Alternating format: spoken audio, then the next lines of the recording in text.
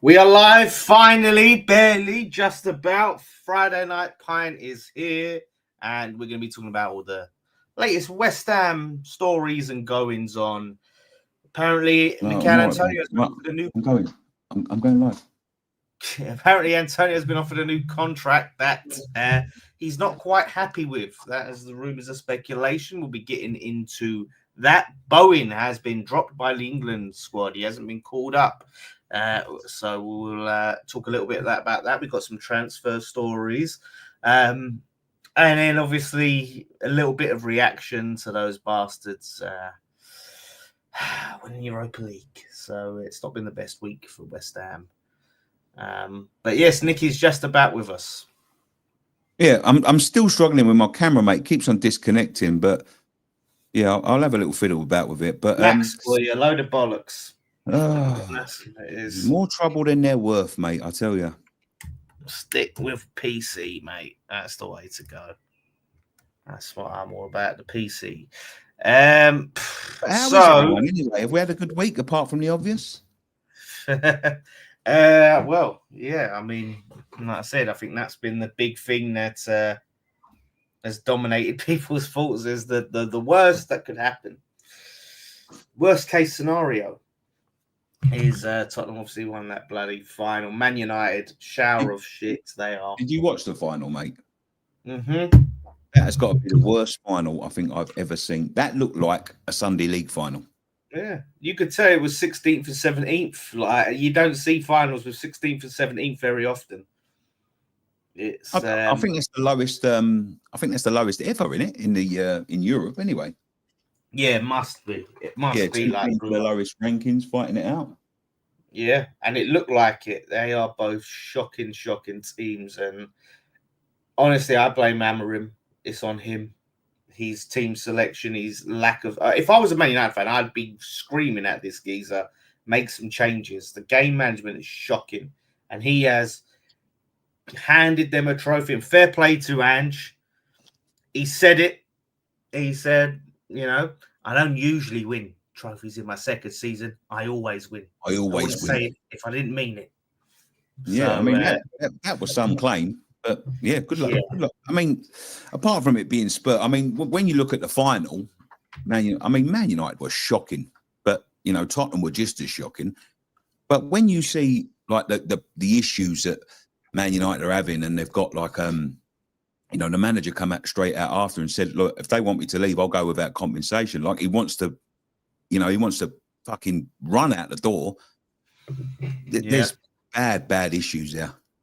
Really bad. Yeah, I think they're finished as a top club. I think they're finished big time. They're just a shambles, and they deserve it. I wish them every bit of misery for bottling that. Everything said that they should have won, and fair play to Ange. He adapted when it mattered. He adapted, and all these Spurs fans that want him out still, disgrace. Because really and truly, like they've been needing that. And he's got Champions League football. Yeah. We would all take that 17th and Europa League, mate. I'd snatch your hand off for that. Over finishing like 6th or something. They wouldn't want him out if they were 6th in the league with no trophy. That's the problem. I wonder who people were cheering on last night, because it's like it was like choosing between shit and sick, wasn't it? Let's be honest. Yeah, I think most southern teams were Man United fans, and a lot of the northern ones were Spurs fans for the most part. I reckon that was sort of the sort of divide. But there was some, like I don't believe this poll that came out that 37% of West Ham fans wanted Spurs to win. That's a load of bollocks. Let's do our own poll in the chat. Who was you rooting for last night, Man United or Tottenham? But what are we? I mean, in terms of West Ham, Dan, what are we talking about tonight? Listen, well, yeah, it's rumored. We've been talking about this Antonio contract for a while. Will he get one? Won't he get one? Should he get one? And it's been reported, report that he has been offered a contract. And Sean Whetstone's reported that his representatives aren't happy with the terms. It seems to be what I was suggesting that it should be. Is not saying they listen to me, but this is what I wanted it to be. was to a basic wage, offering him a basic wage to see how he does. I'm not sure if they've put bonuses, but the idea is a short-term contracts on a basic wage. They still want to see how fit he is, and if he's up to it. And apparently his representatives are unhappy with that. Yeah. If that's true, if it's true, then me personally, I think he should be happy to get anything. To be honest, he's very, very lucky. He's very lucky to still have the opportunity to play football in the Premier League, let alone, at all. And for a Premier League club, West Ham, to offer him a contract, say, here's your chance to still prove yourself. Do you think if he hadn't got injured, they would have offered him a contract? Do you think that? I lean towards no, but I mean, it all depends, doesn't it? Like how he would have performed under Potter, and what we need, because we would have needed a striker regardless. This is the thing. But I do think there is an element of the accident.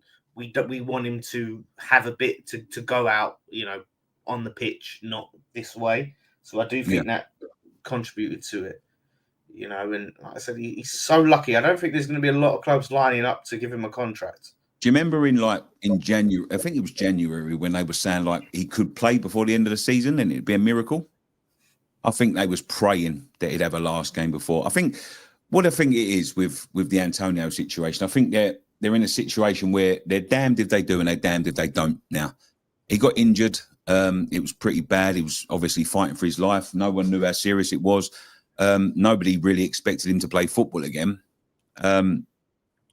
But I think they got to a point where they think to themselves, well, he's been such a big player for us, and we've been, we're trying to stay loyal to him, which they did. Which they they come out early on and said like, we'll pay him his wages, blah blah blah. We've fully supported him, but I think it was just the fact that if they'd have released him now before he played again, there would be people saying like, oh, you've dumped a geezer that's on his arse, blah. And I think they was thinking, oh, fucking, if we can get him back before the season ends to play his last game, like Cresswell, like Fabian, to say goodbye, then I think they would have released him. But I don't know if this is when you look at who we've released, what we've got. I mean, Antonio is always an asset, but what sort of state is he going to come back in? I don't know. Can we afford to be, to keep someone like that in the squad if? Look, it's reported that we haven't got much money. It's reported that we haven't, got much to work with. So we might need him. But, in terms of the players we've released, I mean, the way Cresswell's been playing, I'd have rather have kept Cresswell on. The way Areola's been playing, I'd have rather give, Fabianski another 1-year deal and sold Areola. So, I think it was one of them deals where they're damned if they do and they're damned if they don't. And I think they was hoping that he'd come back. But you just don't know what. I mean, on the other hand, if he gets offered a contract after they've paid his wages for the last 8 months, with something that's not affected him not playing football, but it's nothing to do with football, it's of his own doing, and then he rejects us and goes somewhere else, I think that's a bit prickish, if I'm honest. Well, yeah. There's an element of gratitude that and loyalty that he should show us. To be honest, like I said, because we have supported him, we have stuck by him. But I think now, if it's an optics thing and they wanted to release him, but it looks bad because releasing the geezers who had a car crash and ain't had a goodbye. If they've offered him a contract and he rejects it, well, then that's on him, isn't it? We've made the offer. We've made an attempt to. Of course, carry him on. That'd probably be the club's ideal situation if they don't want to keep him. But I don't know what, we don't know what the situation is in terms of a striker. We don't know what the situation is in terms of the logistics, the money, what we've offered him. They might offer him so bad that he couldn't take it, and there's better offers elsewhere. Yeah, I mean, listen, he wasn't playing great before he had the crash, right? He was having an awful season. Then he had the crash, and now we're talking about him potentially playing again. I can't see him to even get anywhere near what he was before the crash, it's going to take a while. So the value for us, I mean, like he was on over 100 grand a week. He wasn't worth 100 grand a week before he got injured, let alone now. So for us, it has to represent value for money beyond sentiment. Now, if he wants to sit there and make a counter offer and instead of a 30 grand a week basic wage, ask for a 50 grand basic wage, well, that's okay. We can discuss that. If he wants anything near or around his previous wage, well, then he's mad because no one's going to pay him that. Like, he has to realize that. Not even Saudi. People just think Saudi will take anyone and pay him crazy money. That's not the case anymore. Like, so he's living in dreamland. Do you think he might look? This is a good comment from Leon. Do you think he might not fancy the Premier League now? Do you think he might be doubting himself in the Premier League? Listen, if I'm him and you think, do you know what? The intensity, all of that, I'm not up for it. I want to play in a nice, warm country. I think that would be the best move for him, to be honest. Like, if he did go somewhere else, like if he could go to Spain or get a move to, or Turkey, even Turkey seems like a move for him, somewhere like that. But not, yeah. I just don't. I think the Premier League is going to be a hard sell. He already lost like a yard of pace before his injury. Now, I just don't see him being up to it. He's got the physicality. He ain't got the legs anymore. Yeah. You know, he's lucky to have any legs after that accident. Well, yeah. I mean, like he literally nearly didn't have the legs. Yeah, literally. So for us, we're all to talk about finances, things like that. If you offer him something small like that and he don't take it, there's not much more you can do. We don't need him. This is an offer, not for our benefit, but for sentiment. This is pure sentiment, and to give him a chance, right? Because when you look at it, there's other options out there that could do better. Players from the Championship, you know what I mean? You'd take player from flipping League One that you'd have a little bit more confidence in right now. So, you know, if he really don't want to take it and he's not going to counter offer something close to what we've offered as sensible, then say, listen, okay, we respect your decision. Thank you for your service.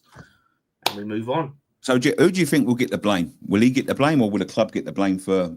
Well, that's why, and it's very interesting as well that Sean Whetstone's the one putting it out there that his team's unhappy with it, because that's going to be the optics, isn't it? He's rejected us. Yeah. So and this is the thing, we still don't know how much he's been offered. Like, you could look at it and you go, well, if it's £500 a week, well, then we may be more sympathetic to him because his lifestyle, that's not going to touch the sides. Like, so we still don't know the numbers. So I'm not going to. This is why I don't want to come out and slag off Antonio for rejecting the offer, because I don't know. The thing is, I think it also depends on the length of the contract. Obviously, if Antonio wants to continue playing, then he's got a right to turn around and say, you know, well, I've been offered a 2-3 year deal from somewhere else with guaranteed money. But if it's something like West Ham, with that again, which isn't going to happen. Like, we're not.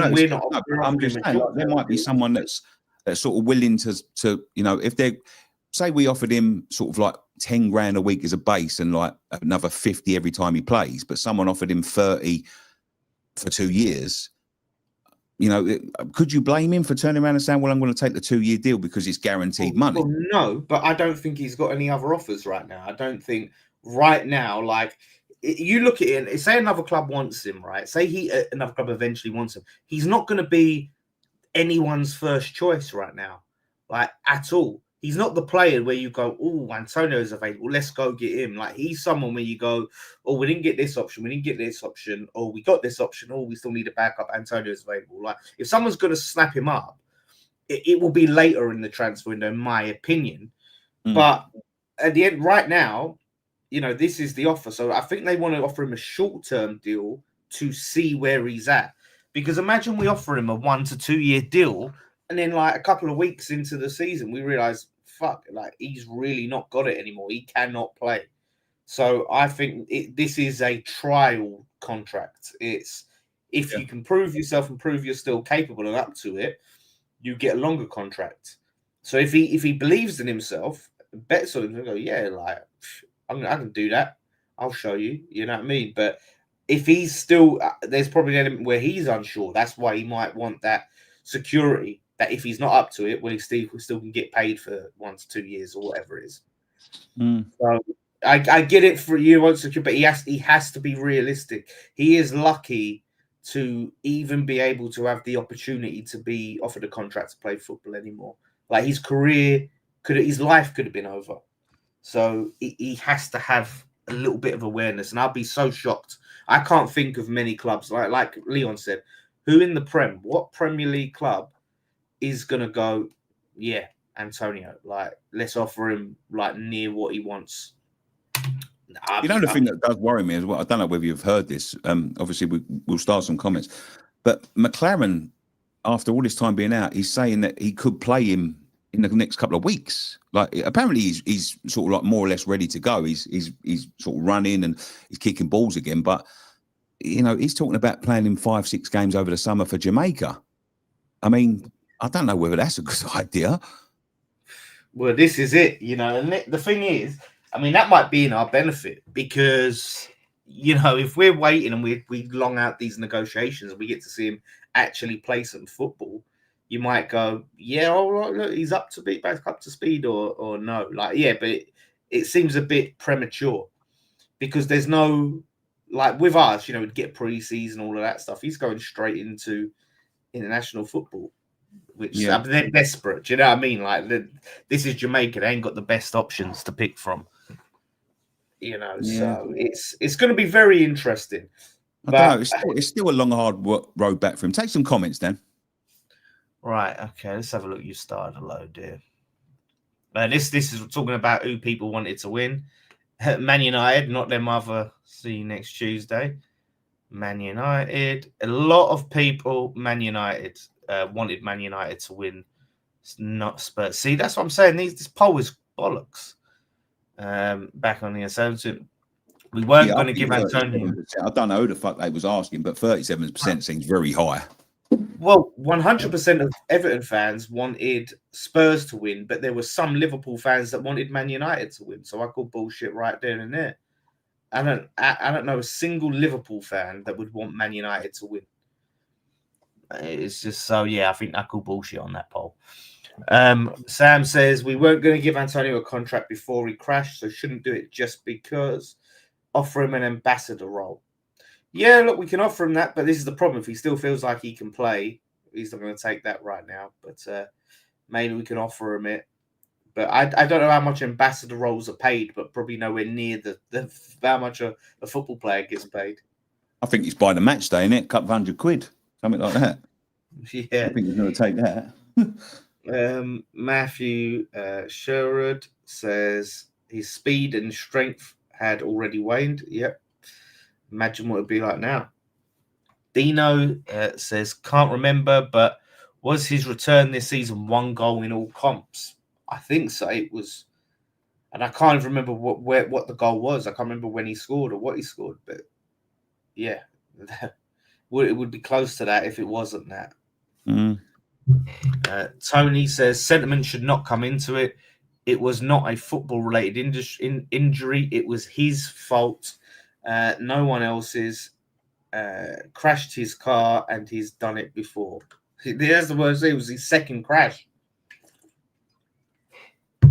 I mean, I mean, it's not. It's even if you take away the crashes, he's had many injuries. He's not been apart from a couple of seasons. He hasn't been fit for a whole season. No. So, and he's been here for 10 years.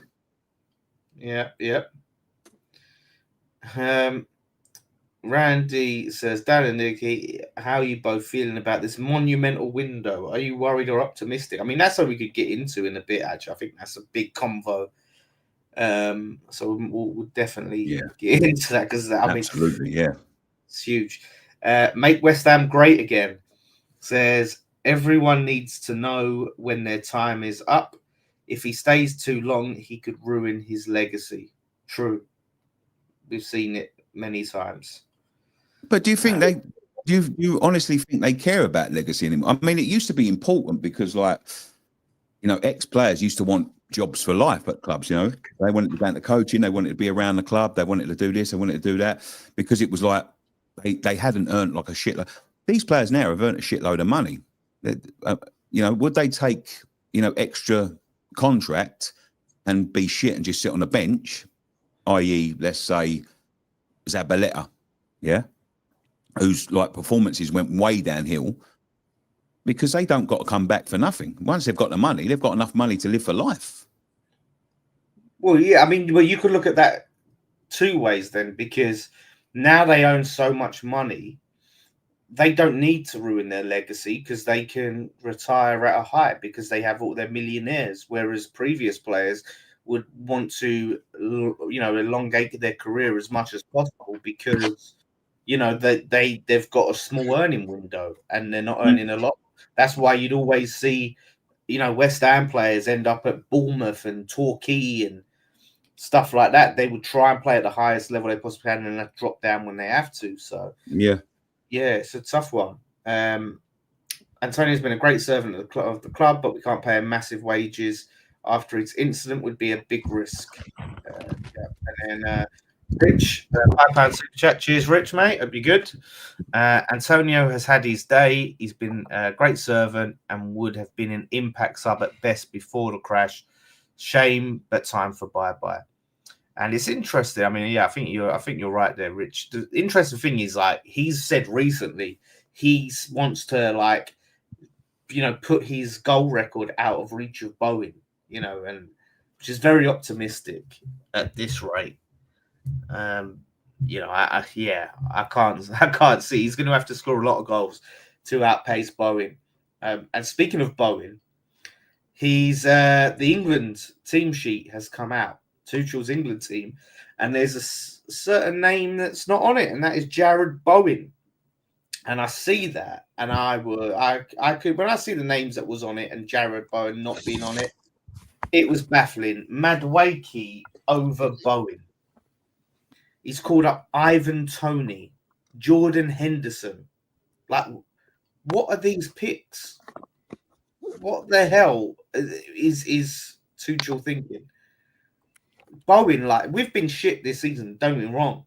But if it weren't for Bowen, we'd probably be in the bottom three. The fact that his output has been so good in a shit team is impressive. That's more reason to call him up. What's Toney done this season? I don't know. Madueke's not been great. This is what starts to worry me, Dan, when it comes to New England bosses. I mean, you can say what you want about Southgate, but he did reward, form. But when it comes, before let me just clear this up. It's not because Bowen's wedding or honeymoon. Like, Potter's come out and already said in the press conference he was disappointed not to be getting called up. So it's nothing to do with the wedding. It's literally just a football reason. Sorry, mate. Go on. I don't know whether I lost you for a minute, mate. Oh, yeah. You've come back now. Your mic's different now. Oh, 1 second.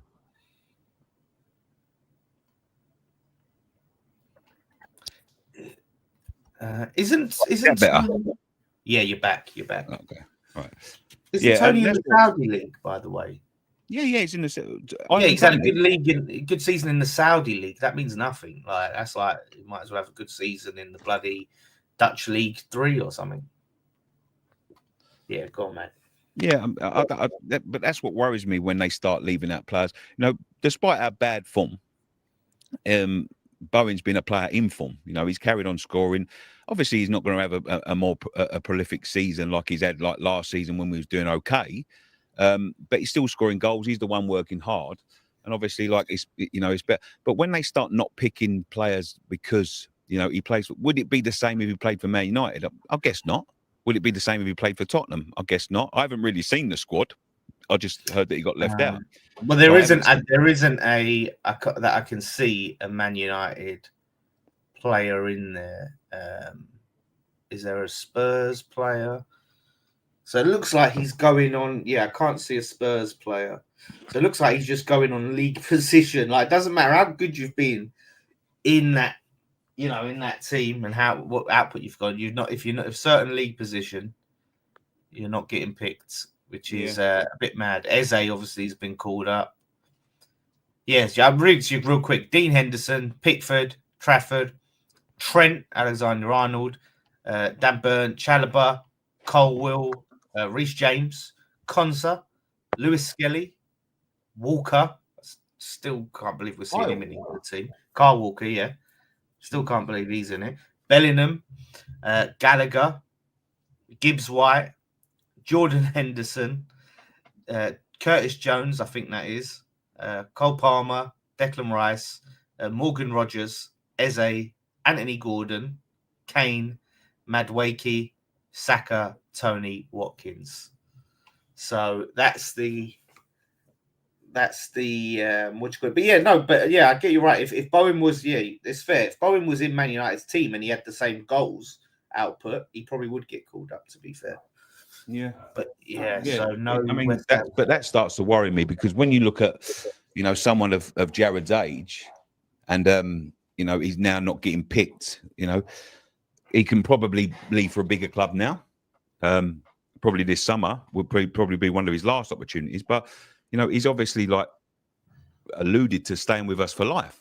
If now his England place is in doubt, it's going to start to make him think twice. Like Scott Parker, who wanted to stay, and once we went down to the Championship, he wasn't getting picked.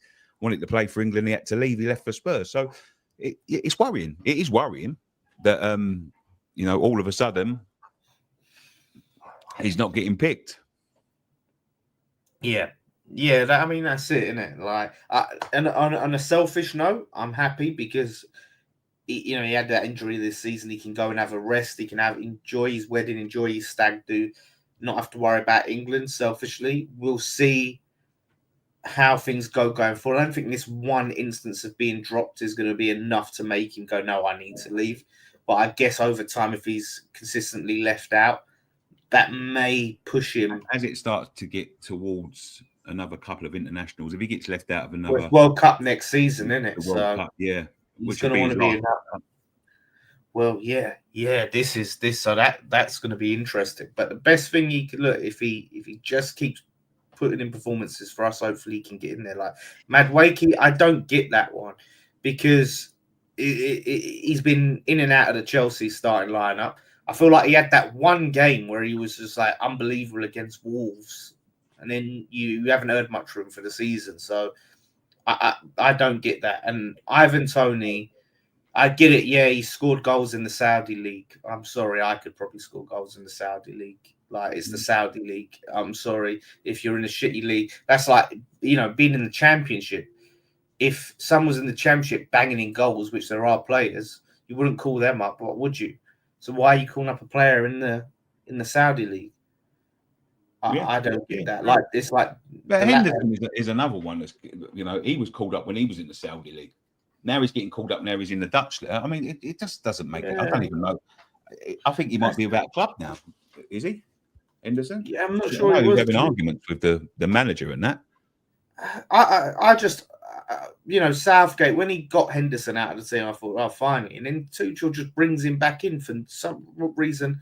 I don't know.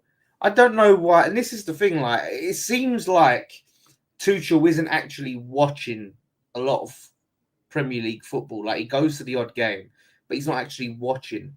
He's doing it on reputation, because you look at Delap, who, he's been relegated, but why wouldn't he be called up? I would have Delap over Tony. Yeah, that is true. Especially when the likes of Harry Kane are, Harry Kane's a great striker, but he's aging. Yeah. How do you not call up Delap? He's going to be very sought after this summer. Tony's basically chosen semi-retirement.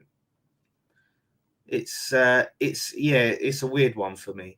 So like I said, selfishly, I think I'm glad that Bowen's not going to be in this team. But you when you do stuff like that, you make decisions like that, you bring pressure onto yourself, I think. Yeah. So we'll see. What is it? Is it some sort of qualifiers in the summer, or is it just friendlies? What is it? Oh, I ain't got a fucking clue. Yeah, I don't keep up to it. It's but the thing is, since Dean Ashton, I never like our best players going off to internationals. It's always risky. Yeah. There's always a little bit of fear after that. It's you never want that again. Oh, Madueke was a Tuchel signing at Chelsea. I think I could be wrong. If you're right, yeah, there we go then. explains it, innit? Like nepotism in a way. Yeah, absolute joke. Do you know what? Another bad news off the top of my head, by the way. Not only do we see that Spurs win the Europa League this week, but there's stories coming out that the what's his name? One of the Saudi guy that's basically doing all the boxing in Saudi Arabia. He's what's his name? His name is, I'll get it for you. He's basically doing the boxing. It's Turkey Al Ashik. He's taking over the boxing over there. Apparently, he's rumored to be buying Millwall. He has an interest in buying Millwall. Millwall? Yeah. Of all the clubs. And I've learned this earlier. I learned this earlier on. And if that happens, my head is going to explode. I tell you that for free. Because how are Millwall getting a Saudi takeover and we're sitting here with Sullivan still? How is that possible? Fair, I think everyone within the touching distance of the Premier League eventually will get some sort of big takeover. I really believe that. This is what I'm saying. Like, why? There's no way we should be at the back of the queue. Like all of these other clubs before us, we are ripe for it. We have been for years. Like, honestly, we've got such a big fan base. We're in London. How are we not getting these bloody takeovers coming our way? Why Millwall? Like, what does this guy know of Millwall? Someone just go and said, "Oh, there's this club here. If you South, I don't think you should buy it." The thing is, mate, with them sort of clubs, they're in London. They're probably cheap. You know, they got within a couple of games within the playoff, and they'll probably be thinking like, if they invest a little bit into it, they could probably make. Obviously, Millwall's Millwall. Maybe don't even knows that no one likes them, but I think that in terms of like any club in London at the moment, I think anyone would be considered to be, especially if they're in touching distance of the Premier League. I think anyone's right for. None of them have the fan base we have, though, Nick. Like that's the problem. The potential for us, like, and I was talking about this with Man United fan earlier. Terry he was even saying like West Ham have more fans than Man City, like, and you see it, like, yeah, but that's what I'm saying. Like in terms of like success and what they can do with clubs. The fans are not that important. They think they can build on fans by bringing success. Yeah, but clearly you can't because Man City still haven't generated the massive fan base. That I just don't think they've caught up to us. You see, like a lot of games, you see Wembley and stuff where they're not selling out. I go abroad. I see more West Ham shirts than Man City shirts. So you've got a already big fan base that you could potentially grow even bigger. Yeah, where we're based, I don't think money and cost should be a stumbling block when you are like have ridiculous amount, like £500 billion or whatever, and what you're going to quibble over like fucking 800 million or $1 billion.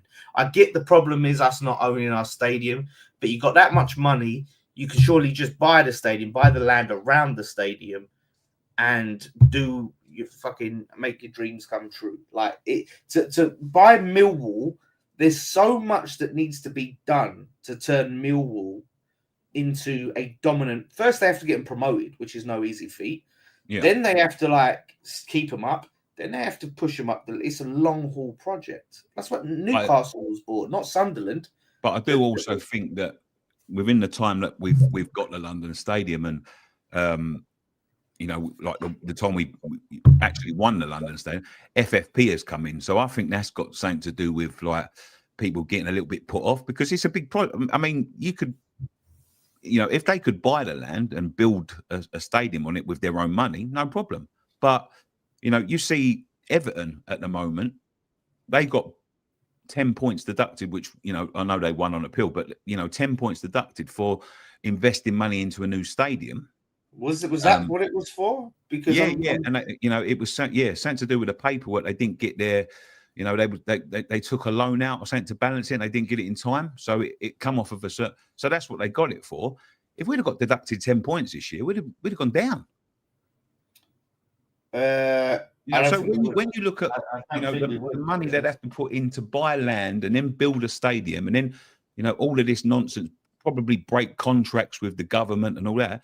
They're probably looking at it and thinking, well, it's going to take us years and years and years to do that now. Yeah, no. If we got that to 10 points, we'd be on 30 points. We'd still be 5 points above the drop. But I don't think the general rules are, because from what I understand with FFP, like you can still go and invest like money into infrastructure, training grounds, a stadium. I'm sure that doesn't impact, but maybe like you said, if there's something irregular with the paperwork or something like that, you can get deducted for. Because I'm pretty sure like Newcastle owners, they've been where they haven't been investing in the team, they've been investing money around the area and things like that. Same with like Man City, they've been building stuff up. So like it just for me, like whatever you think, okay, they're put off by FFP PSR, it still doesn't explain why they'd go for Millwall over us. That's what pisses me off. It's just it just feels like it's never going to happen for us, and we're just constantly stuck with Sullivan. Like I'm so tired of seeing other clubs leapfrog us and us just get left behind. Look at Villa, Newcastle. I mean, the annoying thing about that is that especially with the Villa thing, we was very, very close, and obviously we're wanting to win the trophy, and you think you should springboard from that. But they made one change in a manager, and they made some very smart signings, and it transformed their whole club. Do you know what I was watching? Obviously the problems with Man United at the moment. I was watching Rio Ferdinand earlier, and he said he counted 50 players, 50 players that they recruited, and out of them 50 players, the ones that he think were actually value for money and have actually gone on to do something with the club is 3 out of 50. So, and they was one of the biggest clubs in the world. So no matter who you are, you've got to get your recruitment right. But here's the difference between us and them, though, real just quick, Nick. You look at the players that they no longer want. They can still get a decent transfer fee for them. You look at, they're just talking about Fernandez for 100 million to Saudi. Garnacho, they can raise a bit of money for. Even Højlund, who's been shit, they probably sell him for a bit of money in Europe. Even Onana, I'd be shocked anyone that buy it. But there's always a club like they still sell these players for decent money. Where we're still so crap selling. You watch in the summer. But what did they pay for Sancho? 75 million. They'd be lucky to get 10. Yeah, they're making a loss on him for sure. But you look at it. If that's us, right? Sancho, I think, is gonna go to Chelsea for 25 million, right? Which is a loss because they overpaid. But if that's West Ham, we don't get 25 million pounds for him. Yeah, because but the difference between West Ham and Man United is they can make this mistake over and over again and they can rectify it. We make 3 or 4 mistakes like that and we get stuck with these players. We're fucked. And I mean fucked. Yeah, it's really, really annoying that, like I said, we're just so crap. We don't have assets where you go, Mavropanos, he's not quite good enough. We'll move him on, and some team will pay 15 to 20 million for him. And you look at these players that are surplus the requirements. You go, yeah, we can move in and get. There's hardly any of them. We always end up just getting next. I remember like Byram. We sold him for like 500 grand to Forest. You think we could even get like 2 mil for Byram? It was that mad, wasn't it? That we sold it for. Yeah, it was like £500,000. Like, and I just see it over and over again. And this is what's the problem is, and I just get, like I said, so fed up of seeing other clubs that have run better than us just overtake us, coming up from the Championship where we've been stabilised and solidified in the Prem, and they just leapfrog us, and it just shows how poorly run we are. And while Sullivan's in charge, I don't see it changing. I just don't. And I look at it now. Tim Steidton, we talk about, he could be going Barcelona, by the way. He could be getting a Barcelona job. I know. I know. I just, I think we've had quality. I do, but I just don't think we've been set up for it the way we've had it. I think in terms of like, staff, player staff, we had Chelsea's manager at one point. We could have bled him into becoming a manager. There's obviously a manager in there to be, to lead Leicester to the back to the Premier League and then get chosen by. There's obviously something in there. Yeah. It just seems we've had the wrong players and the wrong staff at the wrong times, all the time. Our talent ID is horrendous. It's funny. Like even Pellegrini is doing all right. I mean, he's got to the conference final. He could equal what Moyes done with us. Which is crazy. And it's like Man United, right? They have so many players and everything that come to Man United and they're shit and they go elsewhere and do better. And you go, well, that club is the problem. The problem is the club, not the players, the individuals they choose to buy. Like they're a problem. Like right now, it feels like that for us. Like we're the toxic ones and it doesn't matter who comes in. They could be quality, but everyone's just going to be not as good as they could be. Yeah. That's a problem. So, it's very disheartening. If that happens, that takeover, and imagine Millwall get promoted and they leapfrog us like so many other clubs have. Yeah, it'd be crazy, mate. There's got to be riots going on at London Stadium. Yeah, because this is the thing. What always frustrates me, the notion that Sullivan is a fan. Because if you're a fan, if I'm a fan, my need and my want to see West Ham succeed will outweigh my want to own the football club. Because I look at it and I think, oh man, like look at Newcastle. I know exactly what you mean. You'd think to yourself, like, I'm going to leave it in a better place. Yeah, like you sit there and I think, do you know what? I'm happy. Like I can say I've owned the club. We've done a decent job. I've won a trophy. But man, like imagine if someone came in with more money, what they could do with this club that I love. Imagine if we had like a big, ambitious owner that had the right plan. Imagine what they could do. This training ground everyone's banging on about, rebuild that, get some serious players in, maybe do something. I'd be on it. That would be my mission. And I could sit back and go, do you know what? Leave me a little. Can I retain a little couple percent on the board, whatever? And I sit back and I watch the success. And my legacy is intact because I've delivered this. Say what anyone ever say what they want about Mike Ashley, but what did Mike Ashley do? He delivered them to PIF. Yeah, when someone better came along eventually. He gave up the club. He didn't sell it to the first person that come along or anything like that. That is what worries me about Sullivan. He did when the Thai owners come along, of Chinese, whatever they were, for Birmingham, he sold it to them, and the geezer weren't fit to run a club. I think there's something. The problem is he doesn't with us. Because whether he's a fan or not, he has some sort of connection to the club. He doesn't want to let it go. He wants to be connected with the club. I think the connection was more to do with Gold. Because he was obviously a long-term partner with Gold. And I think that, obviously Gold grew up across the road. So he was a diehard fan. So, I think, I think the connection come more with... Well, they say it was everyone's favourite second team, wouldn't we, in the 70s and 80s? So there's that. Really, really down. There's a few people saying it. Imagine Millwall get taken over by Saudi, just West Ham's luck. Oh my God! You start seeing just them. Jeez, Millwall being taken over by Saudis is quite comical, really.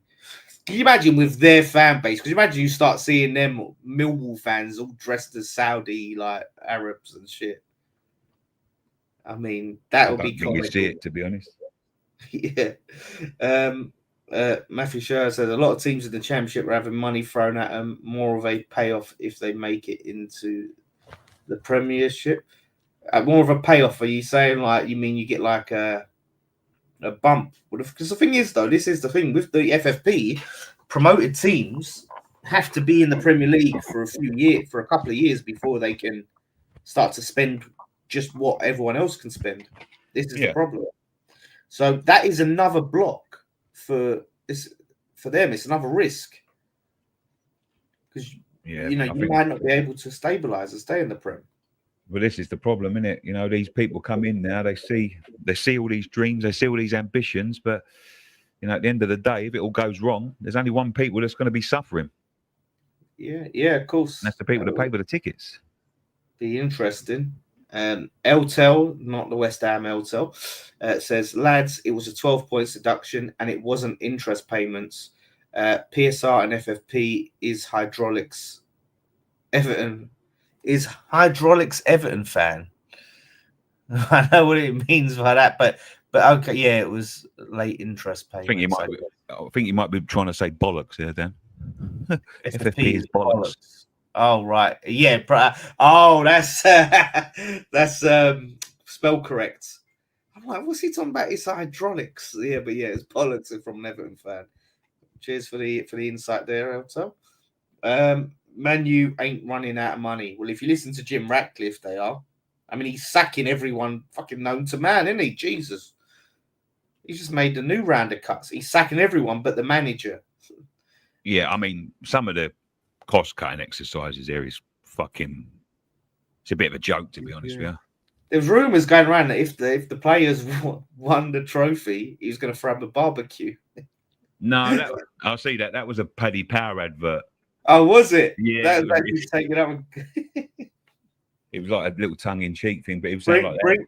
But you got to bring your own burgers and shit to grill. Yeah, you get one little cocktail sausage each, and you know, if they want to bring the members of their family, it's going to cut. Yeah, I think it was just a bit of a tongue-in-cheek thing, but they do that very well, don't they, Paddy Power? Oh yeah. I didn't say people just. I haven't seen that one, but people started talking about it. But yeah, I mean, he's he's just fucking, like I said, just been really, really going on it. You know, he's been bang on it, like the cuts and stuff. So listen, they're saying they're in trouble. I think they need to generate a lot of money with sales. They're missing out on Champions League money, big wage list. So I think 20 to 30 million is good for Bowen, is good money. What? For Bowen? He must be a Tottenham fan or something. He's boxing straight talks, taking too many blows to the head. It's good money if you want to sell his boots. Yeah, what do you want to? Nui says that's because they're Man U. They always attract good money for their players. Because this is the thing, like I said, because they sign good players. They're shit at Man United, but they still, like I said, you look at Anthony on loan at Betis. He's killing it. Man United are the problem, and teams know that, so they're willing to pay good money because they know they're getting a good player, and it's Man United that's not, and the shit, they're not the player. Well, they had Falcao and everything. Do you think this is the worst ever Premier League season? What, worse for quality? Yeah, quality. What I mean, all around, not ours, because we all know it's been diabolical. But when you look at the whole league, I mean, look, it's been the worst one to watch. Definitely. That's one thing I would say is worse to watch. I think like now the age of, and this is why I think the term Big Six should die now. The Big Six is over. It's finished. Yeah, I think it's finished. I do think it's finished. You're never ever gonna see a point in time where it's those 6 teams on top, like all together. There may be one season where they all, like 1 to 6 is made up of those teams, but it's never going to be where they're consistently there winning. You've got Palace winning a trophy this season. You've got Newcastle winning a trophy this season. You look at the top 6, it's got Villa, Forest up there, Newcastle. Big Six is dead. So I think that's the reality. So do you think it's a good thing or a bad thing for football that people like Palace, Newcastle, now Tottenham, that are all won trophies, and there's teams like Forest that are, still fighting for Champions League, why, people like Man United are not in it? You think that's good or bad for football? Or do you think it's gonna, do you think it's gonna do what the pundits say and just ruin the product by, not having that 6 anymore? Yeah, this is the thing. I mean, the pundits are fucking idiots anyway. Like, I can see why the Premier League, and I can see why the FA and why Carabao and all of that would be bad for them, because they want the biggest teams in the competitions as long as possible and the biggest teams on top. For fans, and for football in the game, it's great. It's brilliant to see those teams winning and seeing different teams, because now it's that status quo is broken up. We get to see other fans have a chance. It's not just the big six and the rest. So yeah, I think football pundits they're supposed to be football people saying it's bad are fucking clowns. I fucking despise so many of these remember pundits. Yeah, Ferdinand is a scumbag. When we was at last season at the bowling when Leicester won the league, I remember the head of the Premier League saying that if Leicester and West Ham got in the Champions League, it'd be a disaster for English football. But this is the thing. It's for them. The game is money. Money is the sport, right? The sport of making money. It's not what happens on the pitch for 90 minutes. It's not putting the ball in the back of the net. The sport is how much money can we make? And that's the problem. For fans, you sit there and you see a new team come up and you see someone win it. Like, I was jealous of Palace. But to see them win it, and you saw them fans, right, in the crowd, you saw them crying. You saw the jubilation.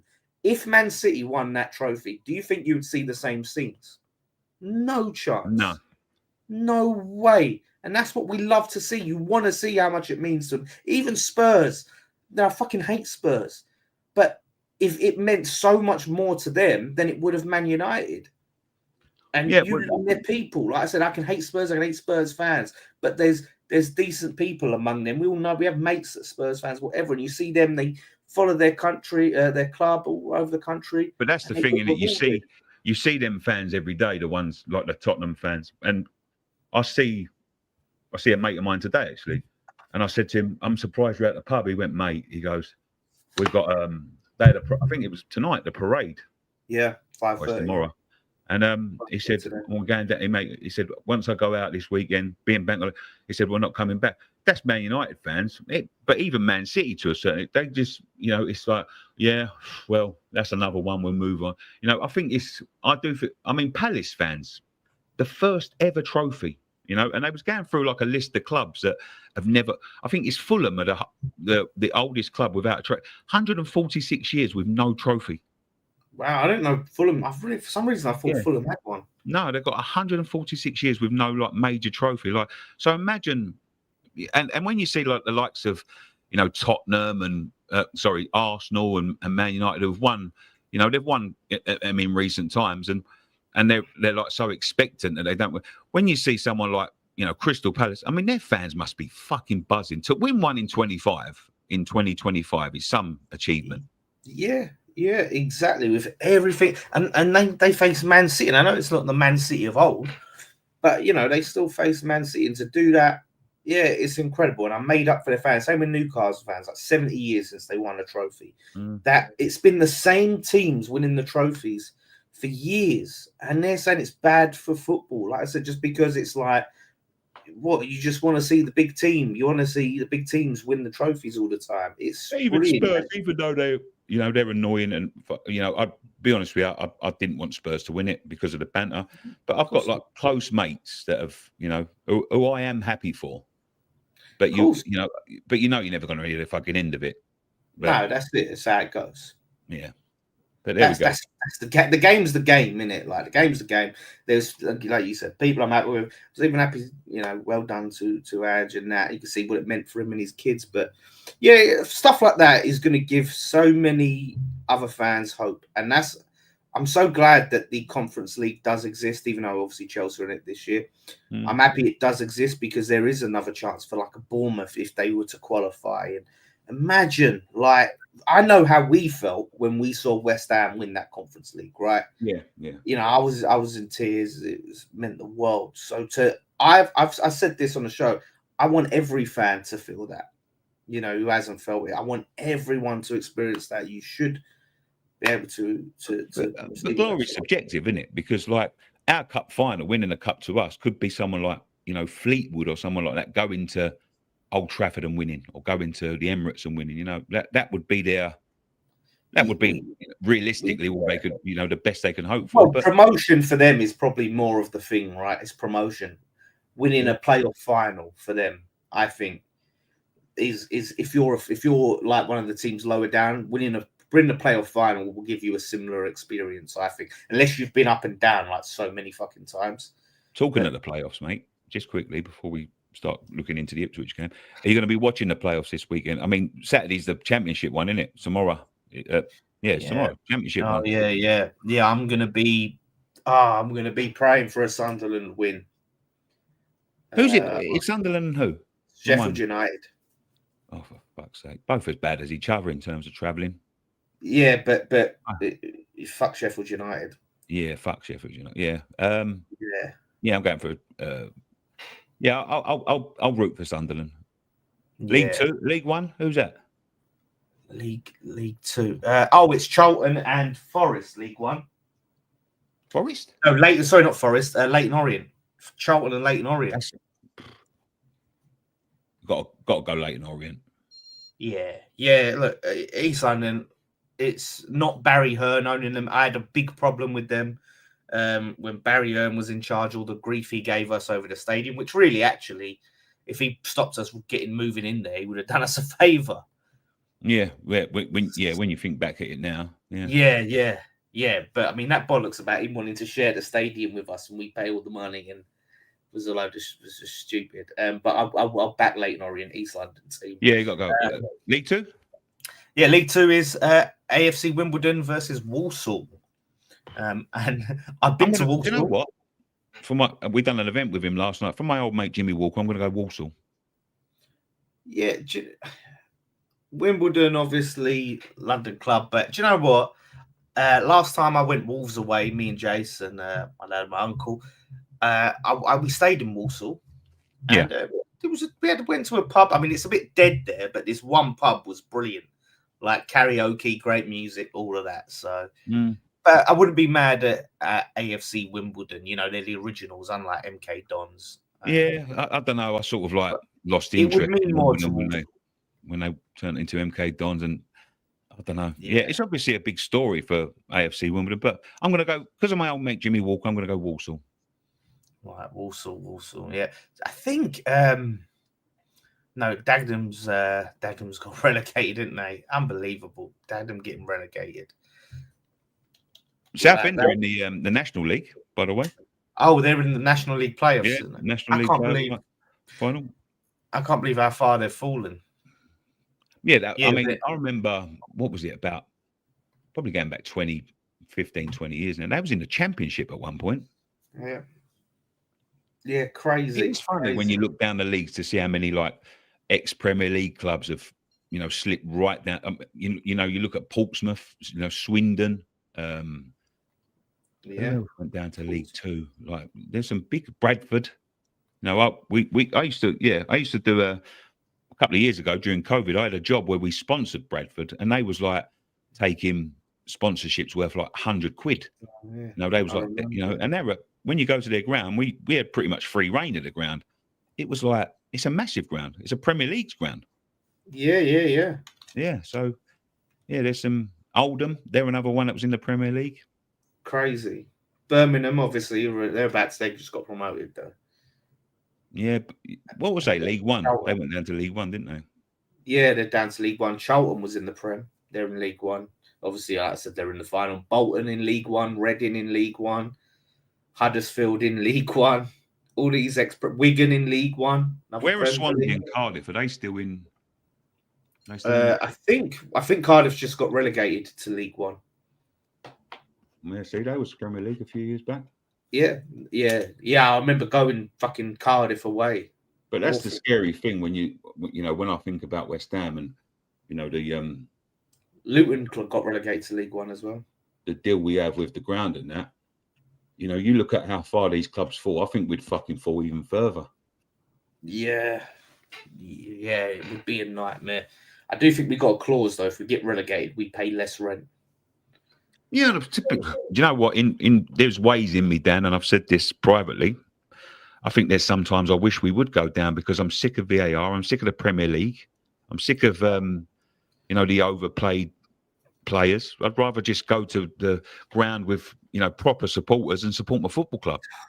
Mate, that stadium in the Championship would be it'd be a joke, wouldn't it? Oh, it'd be a graveyard. And this is the thing. There was a poll going around. I think it was like 45% of fans who were in this poll planning not to renew. Like it is going to be a lot of people, and we're in the Prem, and a lot of people are planning not to renew. And I'm one of them who's I'm still not sure. When's and the deadline? I think someone said it's the 3rd of June, which I guarantee you they'll extend the deadline. I think they're going to have to. I've heard the renewals are tragic. Yeah. It don't surprise me. It really don't. And they've done it before where they've had to extend it. They're going to message me like hell, and then they're just going to go, oh, shit, we'll put it back. I mean, they should give you more time than that. 2nd of June, Tony says. They should. I know. Obviously, they have to give enough time to, sell them on or, for people to buy them when you give them up. But I think the 1st of August would be fine. Now, we don't kick off until the end of August anyway, do we? I think, if they was going to, sell the season tickets, I think, the 3rd of August would be the 1st of August would be fine. Yeah. Matt says renew, Dad, make it your last year. It'll be 10 years at the LS for me. Next season is my last. Yeah, I'll have to see what my finances are. Come on, let's give it one more go. Yeah. But I said I've got until then. I'll see what my finances are saying, where things are at. Houston says, why isn't Nicky on cam? How much pints have you drank? Mate, I'll tell you, for the past few weeks, this camera has been awful. But I haven't had any pint. I've had a couple of Baileys, and I'm trying to make some Bailey slushies. But yeah, you don't want to see me go on a Mac cam because it faces up. It like comes from underneath my chin, and I look like a fucking thumb. Well, I've put the comment. I've just seen you can do like Twitch. You can put the comments over on the screen. Yeah, it's a new thing. Oh. So look, if you can see can you see it? Yeah, I can see it. Yeah, it's like Twitch. So we'll have the comments instead. Tony says, look, I binned it next season. Yeah, that was it. Sean's poll, 45% would not renew. And you see, like I said, some people might vote, so it's not an exact science.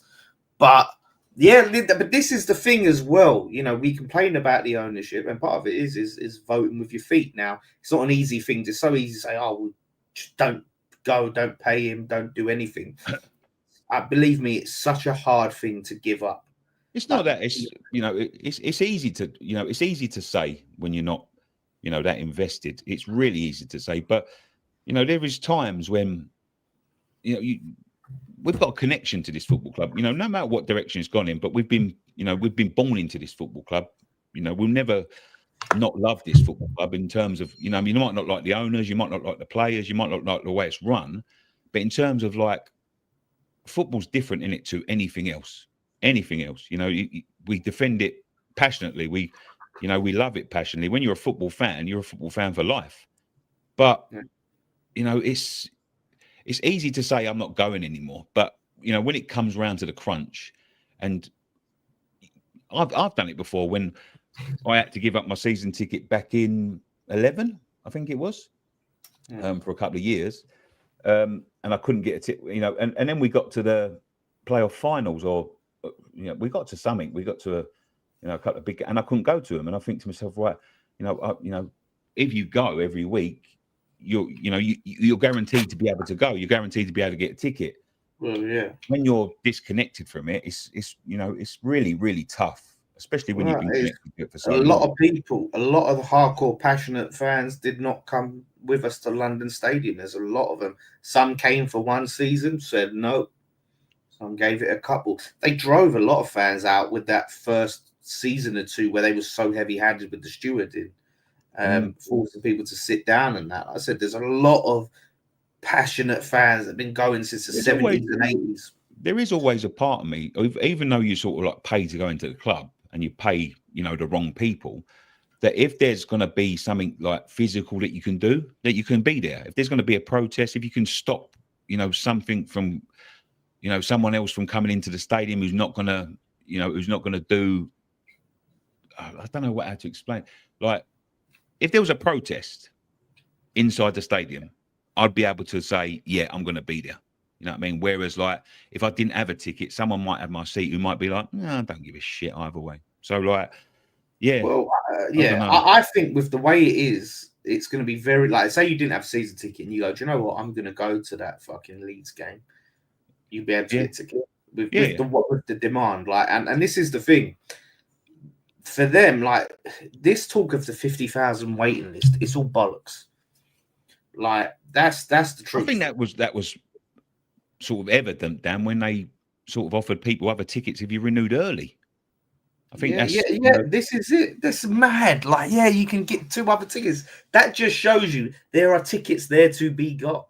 Well, I think that's a bit. I think that was a bit fucking bad. Not bad. I think it was actually disgusting by West Ham when you think people have paid to be on that list, and then all of a sudden someone who's never been on the list before can, go and get a ticket. Yeah. And but this is it now. I mean, I don't know. Imagine what the fucking Arsenal list is. Apparently, we've lost over 50% of the people that signed up to go to the stadium from the day dot has gone, and we lost some on the transfer from Upton Park. So you're talking about how many season tickets did we sell? Nearly 50,000. You're talking about 25,000 people that have chosen not to go back to the stadium at some point. It's near enough a different fan base. I know we're all one fan base, but if you look at the fans that were at Upton Park week in, week out, right? So they're not there.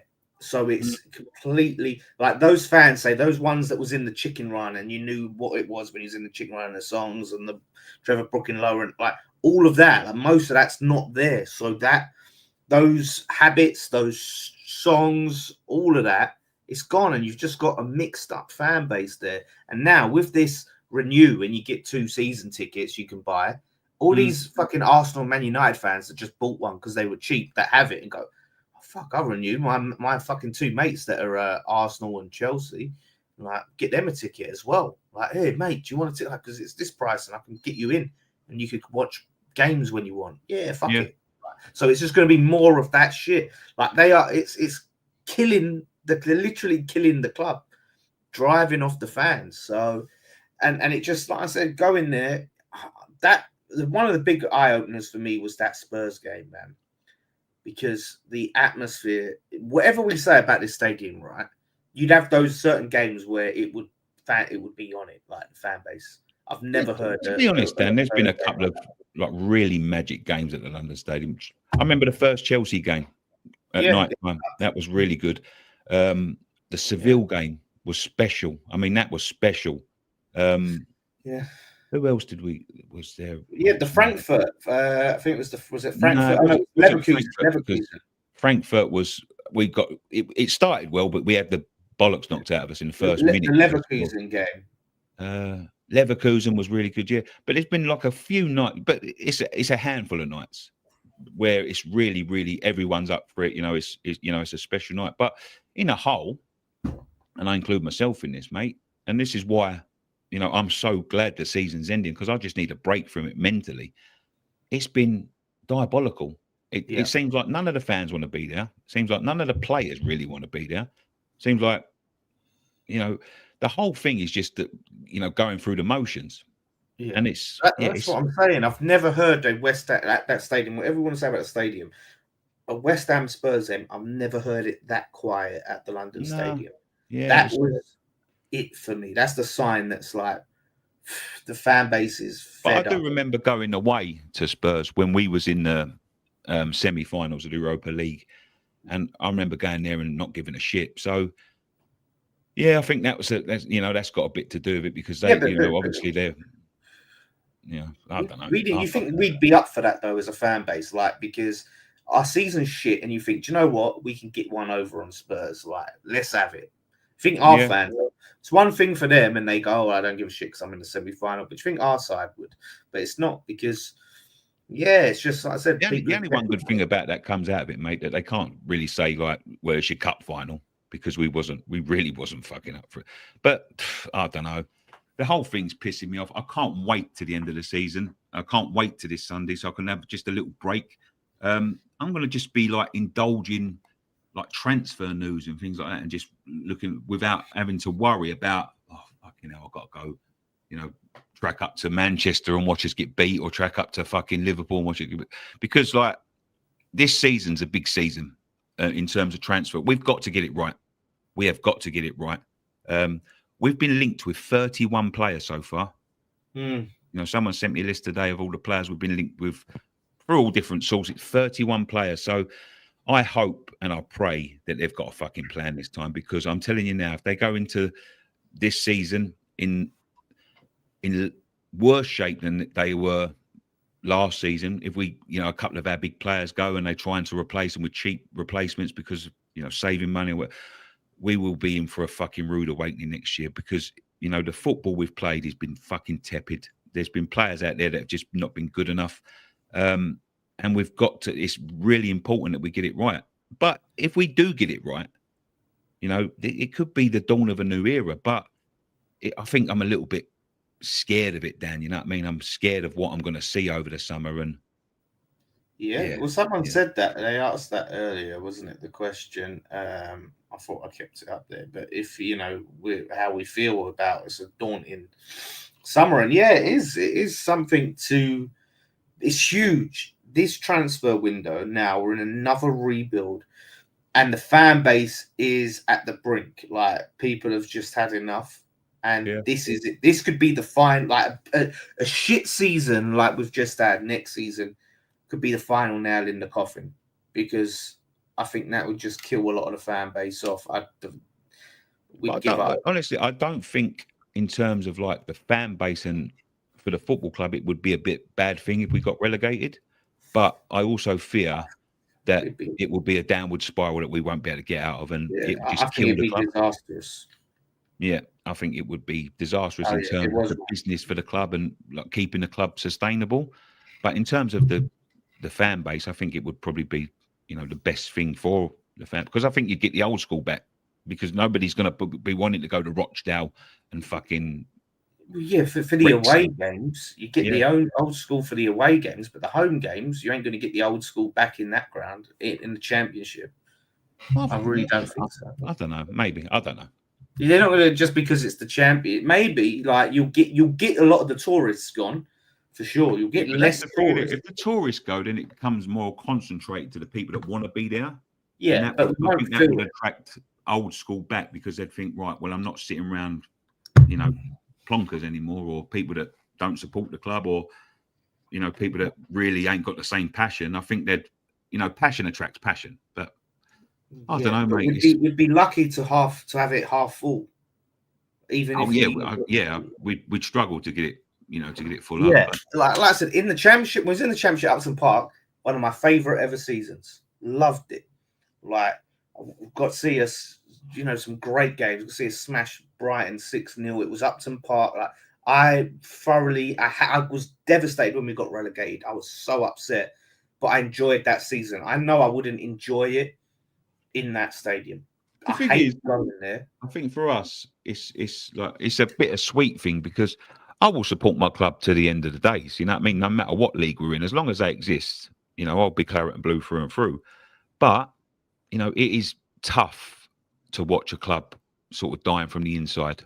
It is tough, because you ask like sort of Portsmouth fans and that, it's not, going down and going down and then going down again. It ain't much fun. It ain't much fun watching your club get fucking ripped apart from the inside because of mistakes people have made, because you've never, your support has never waned. That glitz and glamour and the business of the Premier League, it's all well and good when you're there, but once you slip away from it, if you're trying to chase it to get back just because of money, and you fuck up, there is a long way down, mate. The club gets ripped apart from the inside, and it's like, it's tough to watch. The difference is between us and Portsmouth is Portsmouth still have their ground. So whatever happens, they can go down. And it's not great. Like you said, it's not fun, but they can go down to the Championship. They can go into League One. They still have their same traditions, their same journey to the stadium, their same seats, their same people around them. Like all of those things are still the same. It's just they're not in the Premier League. Like for us, that's been ripped away from us at the promise of Champions League football, and then we get relegated again. It's like, so you basically, we are like the MK Dons now, really. We're like West Ham in name only at that point. At the end you're right. You are right. It's not the same. Like I said, we could be in the Championship in League One, but we're in this new place with Stratford FC. That's what they should call it. Stratford FC, because that's kind of what we are. When you rely on so many, when you rely on people that don't really support the football club pumping money into it, once it becomes, to a point where they're losing money, they can just drop it. We see it that last game, Nick. What was that queue like to get into the club shop? Yeah, it was mad. And I bet you hardly any of them were season ticket holders. Nothing against them, but I'm just saying it shows you like we stand right outside the shop, and I see people coming out with bags and bags and bags of stuff. I don't know whether they're selling it off cheap in there. I don't know how cheap it's gone, but I see people coming out with bags and bags and bags of stuff in this. I think to myself, I've got a couple of shirts from this season.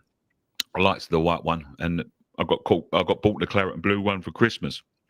Yeah. But in terms of like, would I want to be wearing it every fucking day? I think to myself, fucking no. You know what I mean? Like, absolutely fucking not.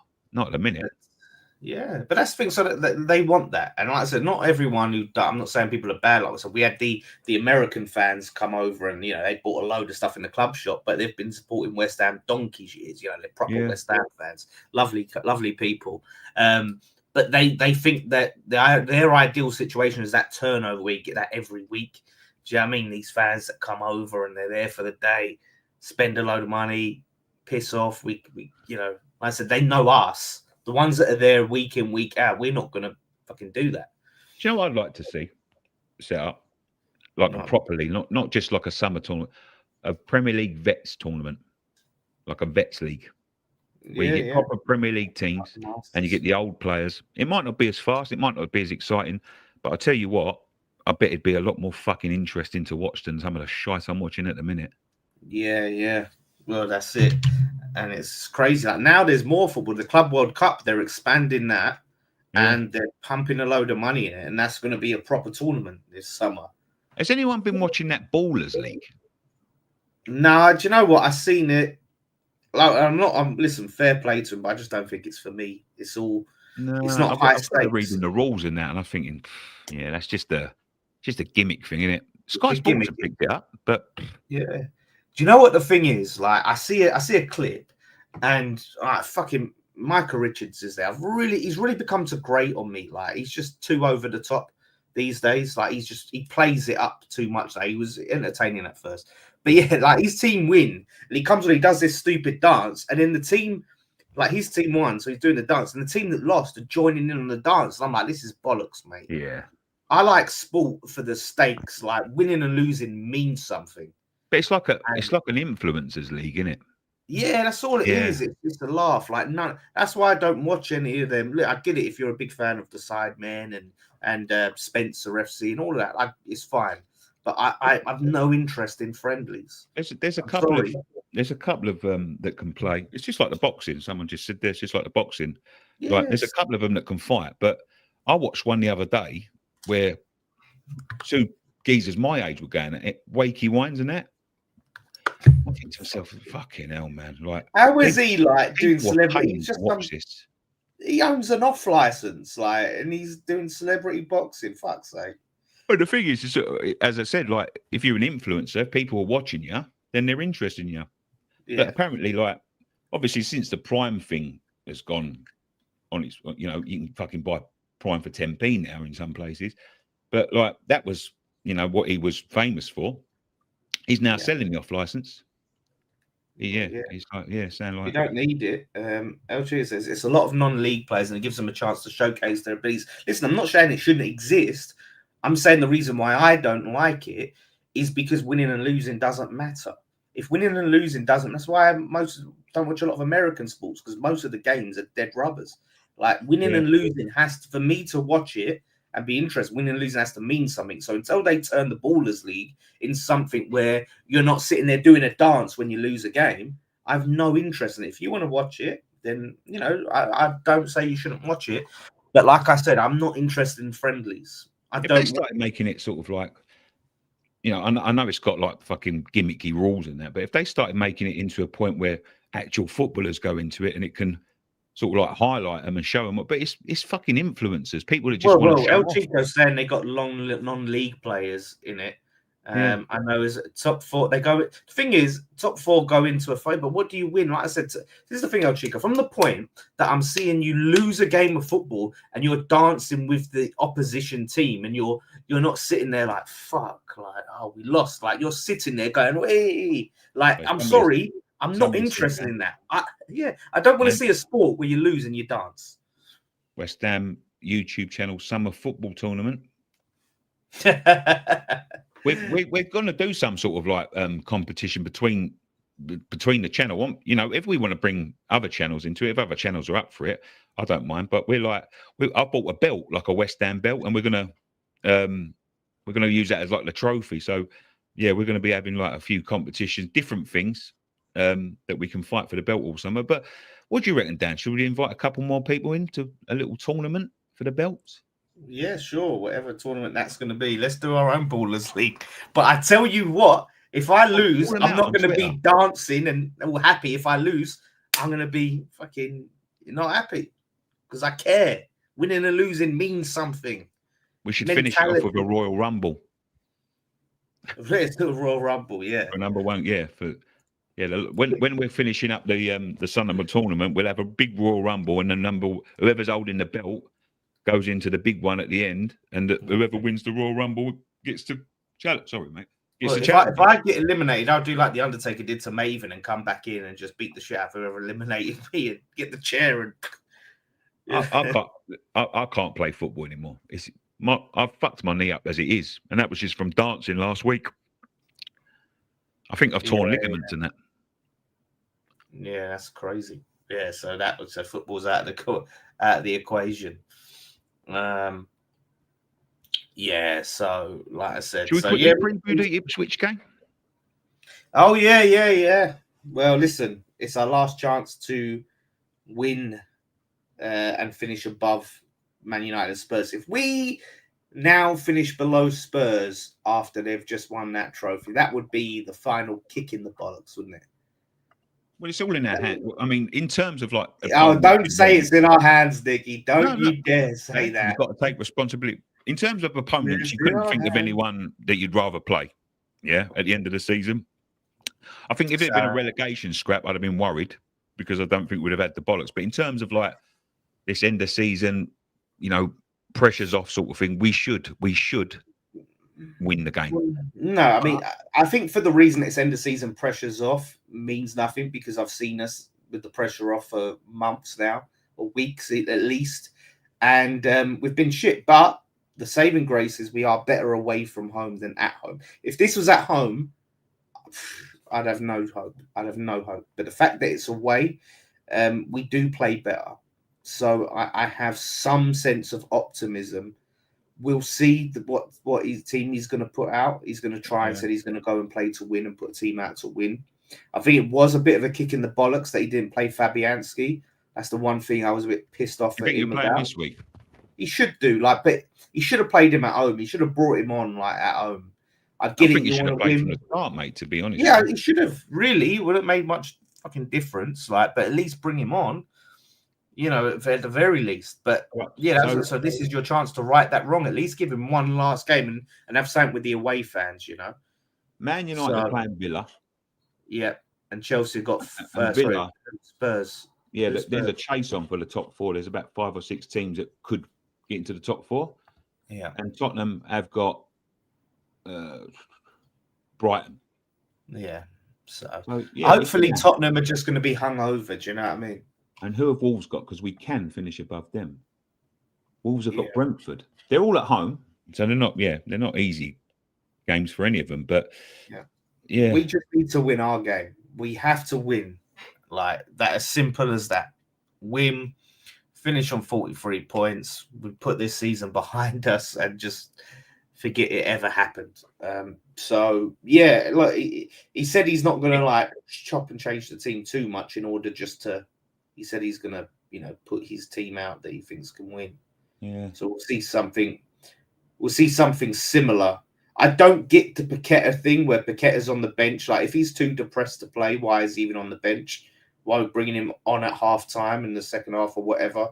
Like, if he's okay to come on early in the second half, he should be okay to start. I don't want to see that fucking midfield of Ward-Prowse, Rodriguez, and Souček.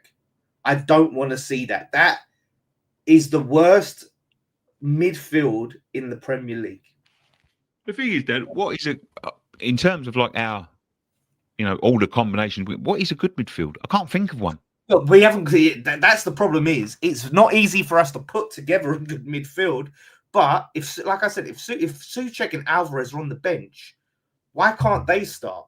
Because that's a better them two being. So if you had, say, I know people love Souček. So even if you had Paqueta, Souček, and Alvarez, that's a much better midfield, surely, than Ward-Prowse. Honestly, I'd be tempted if I was him to bring one of the kids in for this game, just to take the pressure off of someone, or fucking, if someone's leaving, just leave them out and tell them to go home early or whatever, not travel. Because he's kind of said he won't do that, though. Out of our midfield, and I include Paquetá in this, I would sell everyone. There's not, apart from Souček, I wouldn't sell Souček. But apparently, the latest report is that he is considering selling Souček. No, that was reported.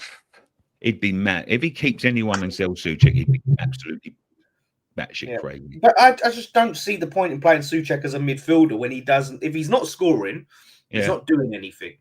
So, Forest game, no one can point out something that Souček done. Even after the game, I couldn't think of anything. No one else would mention what Souček done. So this is what I don't get. Even Amorim, for all his faults, played bloody Harry Maguire up front when he was chasing the game because he knows he can get a goal and he's good in the air. Why is no manager, and I've been calling this for years now, why has no manager thought to give Souček a run up front? I know what you mean. Just lump him up front. Just put him there because he's good in the box. He's a handful. He can make those runs. I'd say, listen, this is your job, right? Make some runs into the box, play off the shoulder, whatever. Be there for crosses. He'd be a handful. He'd be a threat. What does he do in the midfield, apart from maybe occasionally break up a bit of play, but he's not doing it to the stage? So why don't we just do that? It drives me mad when I see Arteta play Marino up front when he needs to, because let's stick this midfielder up front because he's an option. We don't do that. We take Bowen out of his best position and put him in a worse position for him when he's like 5'6". We've done that with Rice as well. We took, when we had Rice there, we swapped them around when, their roles were clearly better when they was playing the opposite. Well, I don't know, mate. We put Rice forward. He might have a plan, but if they're thinking about selling Souček and they're thinking about getting like pittance for him, I think that would be a stupid idea. I'd sell anyone. In fact, I'd give them all away for free. But selling Souček for anything less than over the odds I think would be mad. The guy, he scored 10 goals this season, Dan. Yeah, but this is it. So this is how you. Yeah, that's what I'm saying. Scoring that many goals. Off the bench, playing in the midfield with more energy, more movement, and that, he's always going to be a danger. Always. Yeah, and the big thing for me as well is I don't want to lose too many characters, too many people that are going to put shift in that love the club. The culture of this team going forward is massively important in how we build that culture and to build that culture. We're already going to be losing a couple of big voices in there in Cresswell and Fabianski. When I think about leadership and people that are really attached to it, I can't think of many. Apart from Antonio's been here for 10 years. Yeah. Who else is there? Like West Ham through and through. Not many.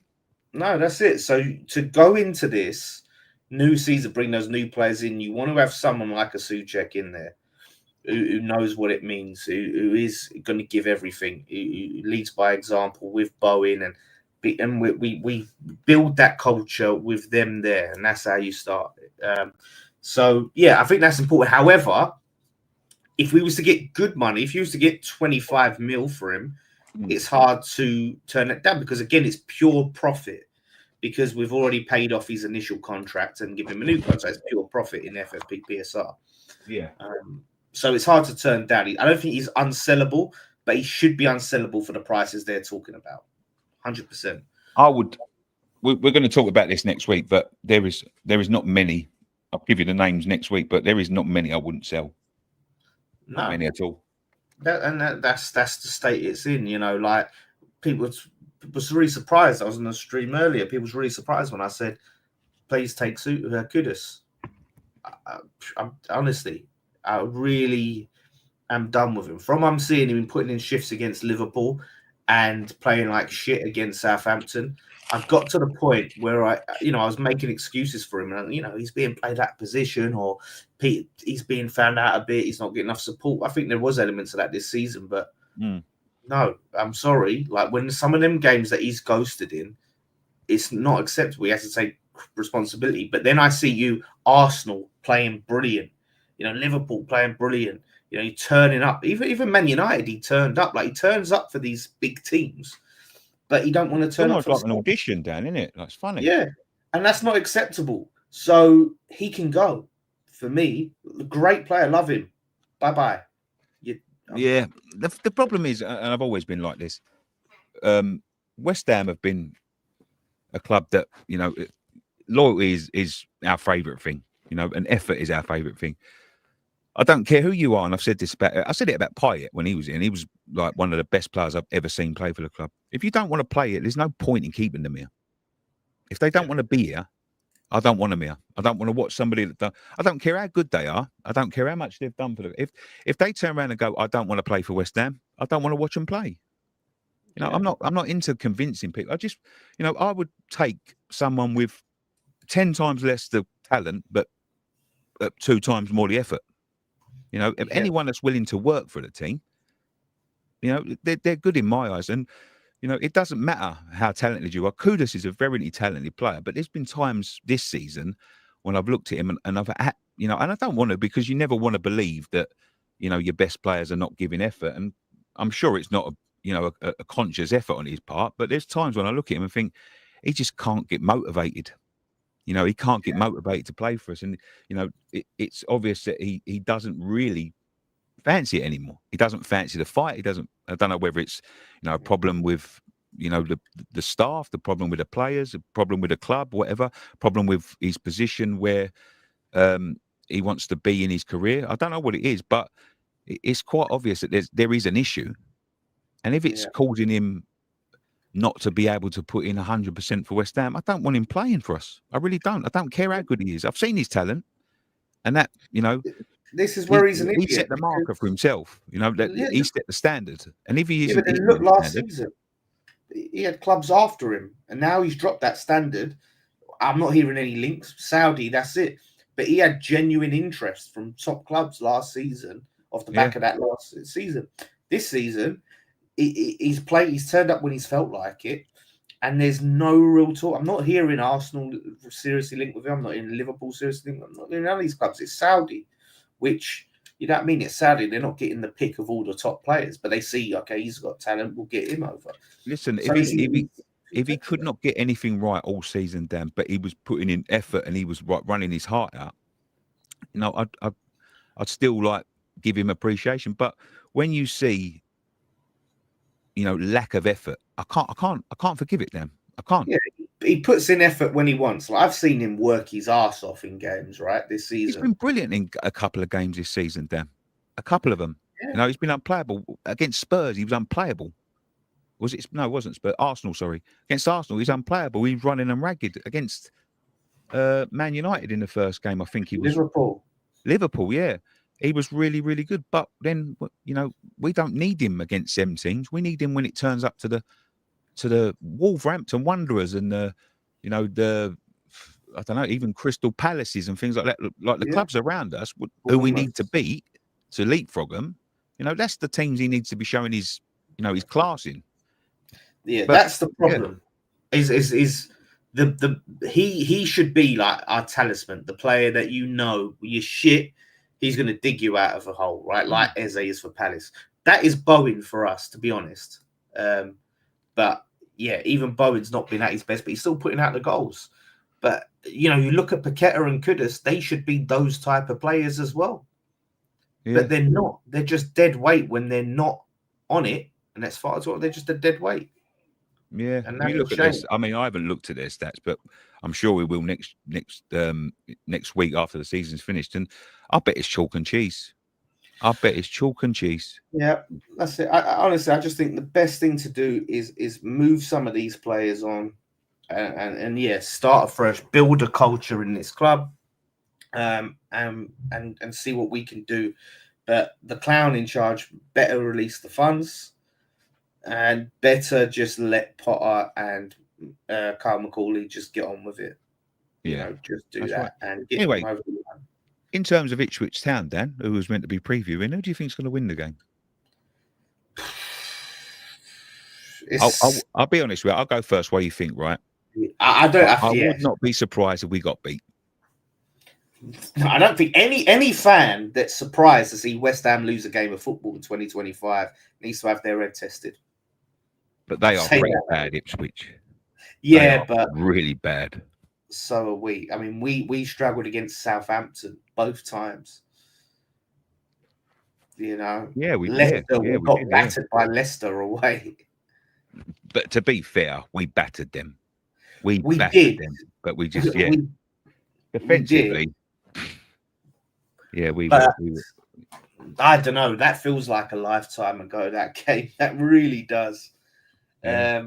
We'll see. Like, this is their last game in the Premier League at home. They have been, and it's not saying much because they haven't won many games, but the times they've been better is they've been better at home. When we normally play relegated teams, we do normally lose. I remember going to Leicester and we lost.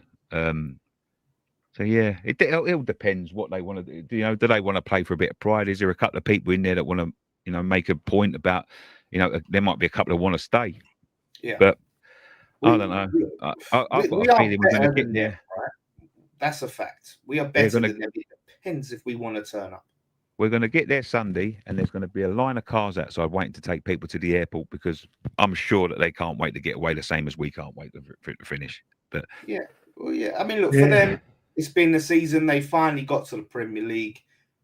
Yeah, I'm sure for them, they'll take it all in, Premier League game, and then they'll, you know, business resumes as usual. But I think if the players actually want to put a shift in, we'll beat them. This is the thing. I don't know. It's so obvious because I don't know what West Ham are going to turn up. You just don't. Like I said, away from home, we're better. So I do have a bit more confidence. But it is, like I said, their last home game of the season, last game in the Prem. But in terms of good performances, Dan, even away from home, I've seen a couple of decent performances. You know, I thought Villa, even though we lost, was a good performance. Arsenal was a decent performance. Newcastle was good. But that's about it. Arsenal was brilliant. But that is about it. In terms of good performances where you think to yourself, yeah, we really deserve to win that game. Yeah, I mean, look, they just lost to Leicester their last game. Leicester away. Obviously, Vardy scored his 200th goal or something. You know, which is see him after. He had this interview after, Dan, where they said to him, like, yeah, obviously, like he's leaving, his last home game, and he's going like, what do you feel, Jamie? Is it emotional for you? How are your emotions at the minute? He went, no, I'm all right, I'm fine. Yeah, he's ready to be fucking out of there. He stayed. Fucking, when's the last time Ipswich won a game? Jesus Christ, I'm going back here. I've got to go back to December to find when they last actually won a game of football. Yeah, they ain't won. Yeah, they've been really bad. Oh my God, because they got to a point where they looked like they might be all right, but yeah, like Spurs. The last team they beat was Spurs away, 10th of November. Jeez. If I was Aaron Cresswell, isn't that funny? I was thinking that we signed him from Ipswich. His last game for us is going to be against Ipswich. Yeah, that's it. And see why he didn't fancy that. So yeah, if we lose to this team that haven't won a game of football since 10th of November, I'm not interested in transfer. If we don't win this, Dan, mate, hell, yeah.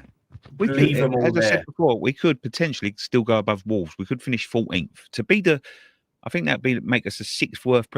When you think about how bad we've been, if we end up the 6th worst team in the Premier League, that shows you how bad the Premier League is. Yeah, listen, that would feel like a top 8 finish for me. Like, I'd be buzzing with 14th. Like, wow, 14th. Like, did we do? We done predictions at the beginning of the season, didn't we?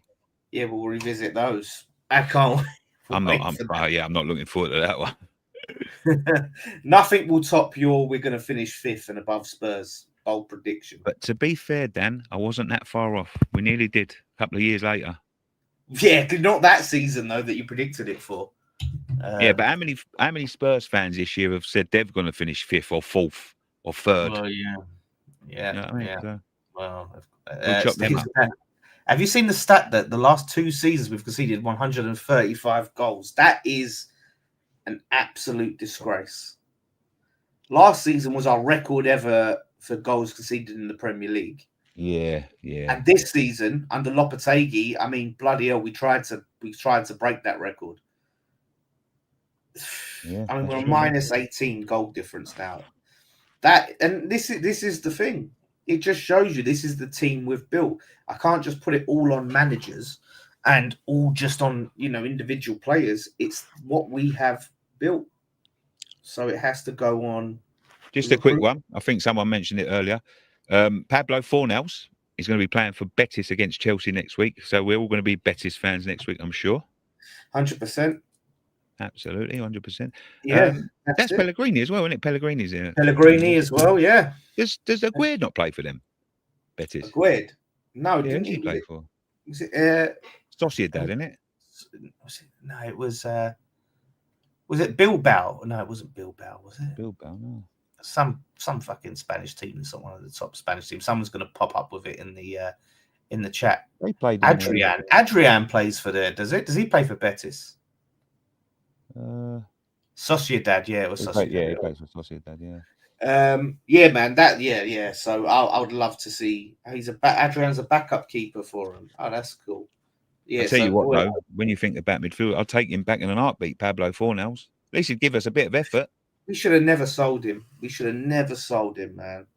Genuinely loves the club. Gives all the effort in the world. Was never really played in his natural position.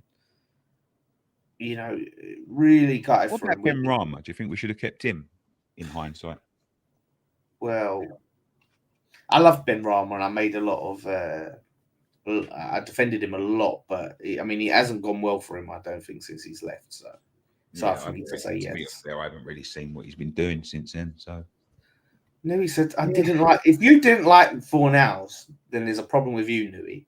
I mean, it depends if you're talking about as a player. He's just a likable man.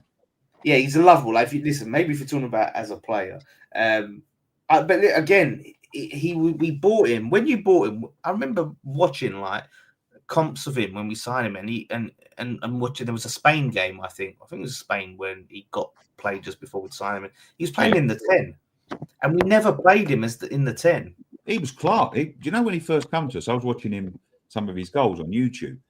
And to be fair, some of the goals he scored for us were like, I think he scored one. I think it was against Leicester when he took one down come over his shoulder, and he took it down and he's like out the air, like a fucking like Messi. Yeah. If Messi would have scored it, you'd have been talking about it for years.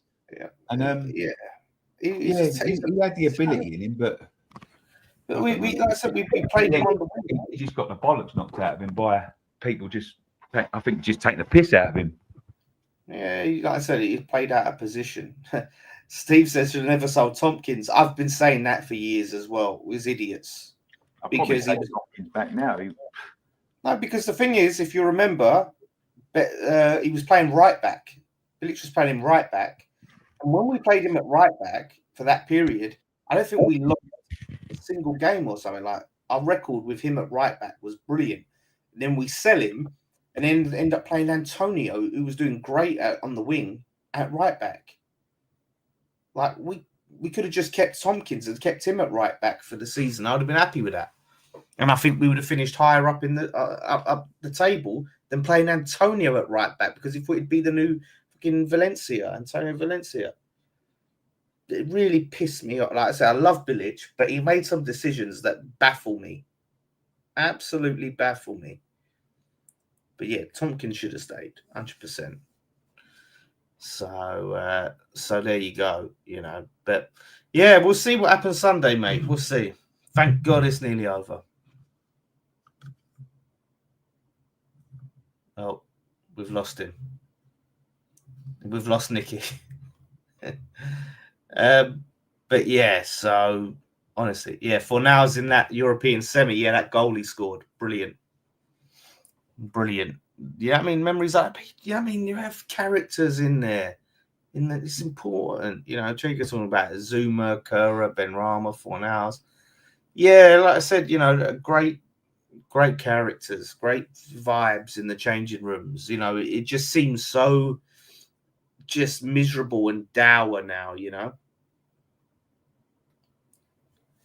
So Nicky, is it saying he's cut off? No.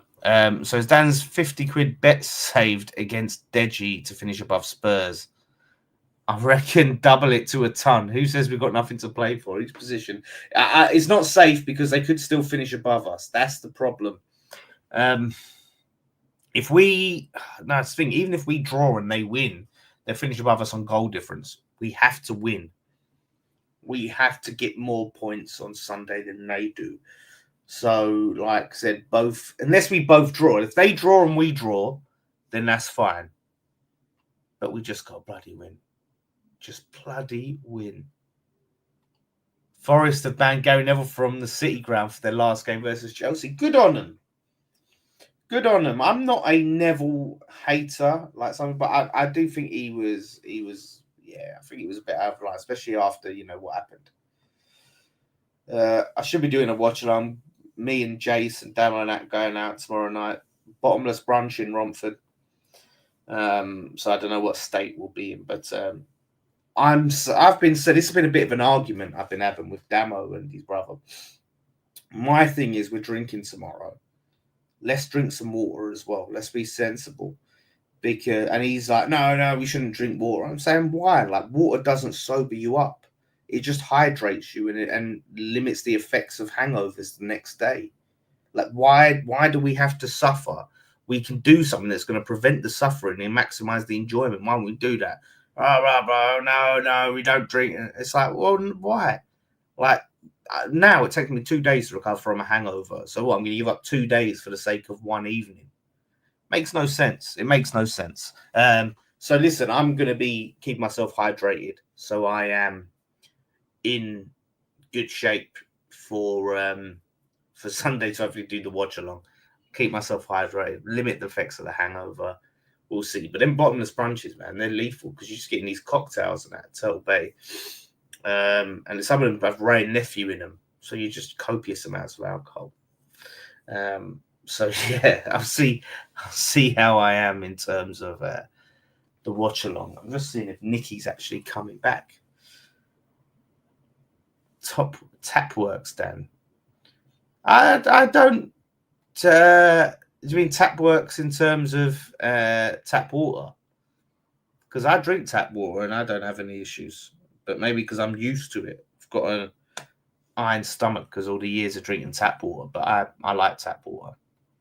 So no problem for me. Oh, pissing. Oh, yeah. You're right. Dan, you are officially an adult. There you go, mate. That's what it is. You know what I mean? Damo hasn't grown up yet. But yeah, you're right. That is true. But that's the problem. Why as well? You've got to keep yourself hydrated because you are drinking. You go to the toilet all the time when you're drinking. Damo's good. Damo's a bus driver now. You may see him driving through Barking. 362, I think he drives. Eat cheese, it stops a hangover. I'm into preventive measures, not cures. As how bad we have been, I think we'll win. Yeah, I hear that. I'm with you. I'm probably leaning towards the same, Randy. So like I said, as long as I'm 100%, there should be a watch along. Don't know if Nicky's got. Like I said, he's just pissed off, didn't he? Oh, my freaking camera. Oh, you know what I mean? That's Nicky for you. So I guess he's not coming back. But yeah, do you know what? It's been a good chance. Like, people complain when you do a video, right, and you're moaning, and I get it. You want to watch something and us talk about how great it all is and stuff. But I tell you what, sometimes it's just good to vent, and just get all your problems with the team out, all your gripes, and just get it off your chest, man. It feels good to vent. Time and envy, good Romford, good time. Fucking, you going back a bit there, Matt. Nui, I don't know what poutine. Is that a Canadian thing or something? I don't know what that is, mate. I don't know what it is. But yes, definitely hydration is the way to go for sure. Yeah. Yeah, Liverpool getting worse. Liverpool could go back to back. Liverpool doing crazy things. Cheese and chips and gravy. Nah, Nui, mate. No way. That is horrendous. Are you a northerner? Are you from up north? Or is it like you from abroad? I don't know anyone down south that's cheese, chips, and gravy, mate. Oh, fries, gravy, and cheese curds. Oh, no, mate. That's making me feel sick. Better than it sounds. I'm going to take your word for that. It's outstanding, but I'm Canadian. Oh my gosh, yeah. So it is Canadian thing. Yeah, I have. I don't know if if Canada's known for its cuisine. I haven't heard of any famous Canadian dishes. You've got that, and I've heard the name, and it's Canadian. I never knew what it was. So, yeah, I think I've swerved that one. I probably have a hard time finding anywhere in Romford that does that. So, yeah, honestly, I'll swerve that. I don't know what the science is behind, but that it staves off a hangover. I don't know maple syrup. Yeah, maple syrup. You love your maple. That's a good meal. That is. That's a staple. Have a bowl of maple syrup. But yeah, I don't know how that staves off hangovers. No, I think Liverpool are going to cough up the money. I thought it was 120, but it sounds like they're gonna cough it up. So they're actually spending, because they didn't spend anything last summer. And you got kangaroo bollocks and chips. That wouldn't surprise me. Yeah, you do. Yeah, Australian cuisine. You don't hear about Australian cuisine either, do you? It's just beer, mate. It's beer. It's the Aussie beer. Castlemaine beer. Remember Castlemaine? It's some Castlemaine beer, mate. We don't drink Foster's up here or down here, mate. We don't drink Foster's down here. We drink Castlemaine Triple X, mate. So, would you take Ange?